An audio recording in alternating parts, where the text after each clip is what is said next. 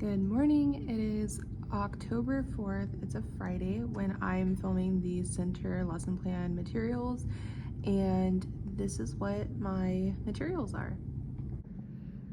All right, so the first center activity is called Matching Buddies, and here I have the how to play. And I know pre-K students are not really at the level of reading words. So what I did was I made the instructions short and simple. I have the objective for the teacher or anyone who might be observing what the students are doing, so they know what the center is about. In this case, the pre-K student should be able to recognize numerals 0 through 10. And for the student to know how to play, I have a visual representation of what is expected. So let me explain how our our placemat would look like, and what our cards look like. So here is our placemat. So what I have here is I have this as a guide for the teacher to kind of follow along if they are monitoring. In this case, they have the number, and underneath the number will have the word form of it. And on this side, there's the number again and with a drawing. So in this case, we have a 10 here. And I also have it in word form in English and in Spanish because we do have some Spanish speakers in that classroom I am observing. And then we have our 10 with our representation, and it goes right in that spot. Ideally, we are looking to see, does the student know that this is a 10 because of the 1 and 0 together? And they can just double check here.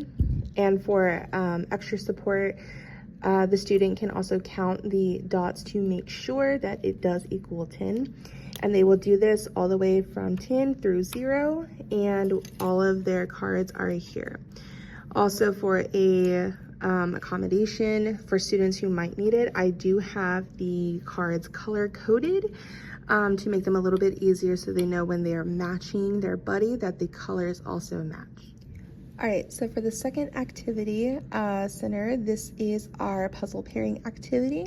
Again, kind of a how to play, little description.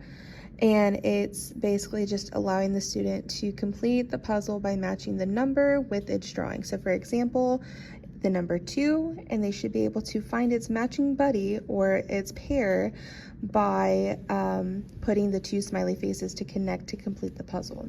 And again, at the bottom, having that objective of recognizing numerals 0 through 10.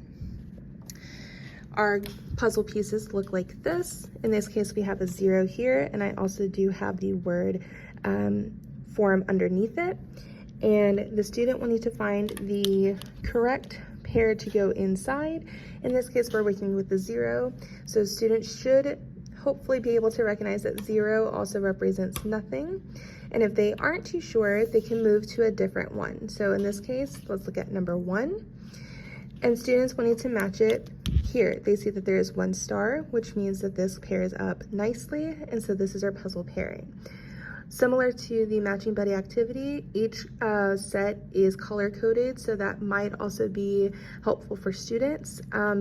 So we're not matching, say for example, we're not matching purple with pink or anything like that. So just to kind of keep it nice and even for everyone.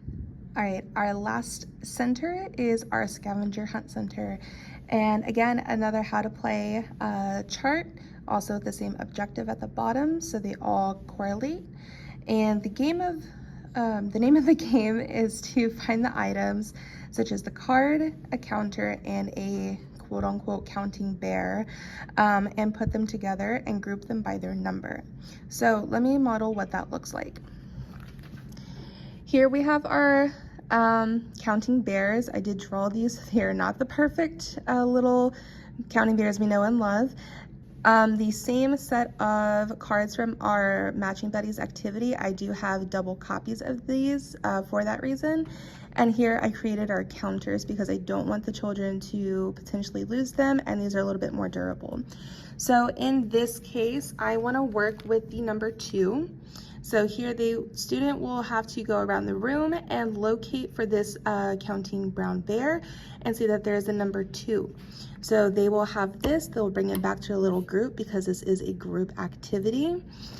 And somebody will have to go find the the 2 card that goes with it. So in this case, they are looking for this because they see that there's a 2 inside the bear and that there's a 2 here.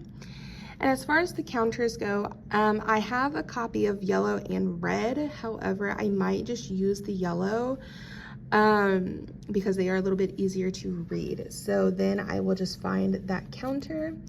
Here's that 2, and we'll match them together. So the student should have 3 sets of the same number of a counter, the card, and the counting bear, and this will complete 1 set, and they will do this for numbers 0 through 10. So to kind of gauge how this would work or where this would be taking place in the classroom, for the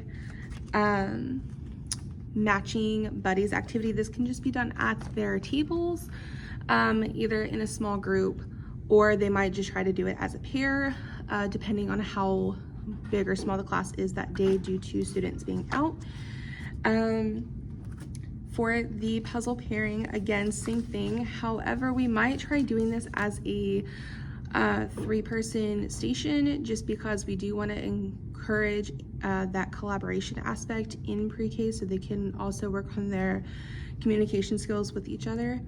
And with the last activity of the scavenger hunt, ideally this would be done at the carpet where they do whole group time, and the teacher will already have each of the cards kind of displayed out on the carpet, and the students will have to go search for each representation, again, the counting bear, the card, and the counter, and create those sets of 3, so they are providing more information of do they know and recognize what certain numbers are, and things like that.